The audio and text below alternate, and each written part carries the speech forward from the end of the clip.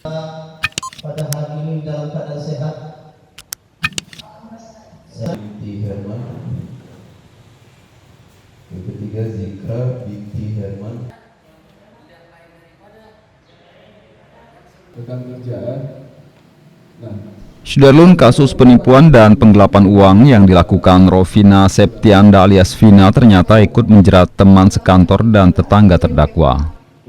Hal ini terungkap dalam sidang keempat di Pengadilan Negeri Blangpidi dengan agenda pemeriksaan saksi korban. Kali ini majelis hakim memeriksa 5 saksi yang merupakan tetangga dan teman sekantor dengan terdakwa pada salah satu bank BUMN di Aceh Barat Daya.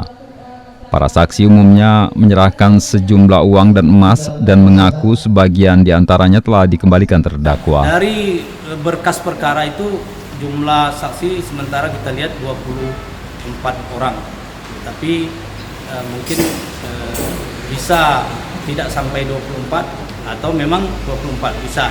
Itu tergantung majelis akan menilai sejauh mana itu. Dari Blangpidi, Zainun Yusuf, Serambi On TV.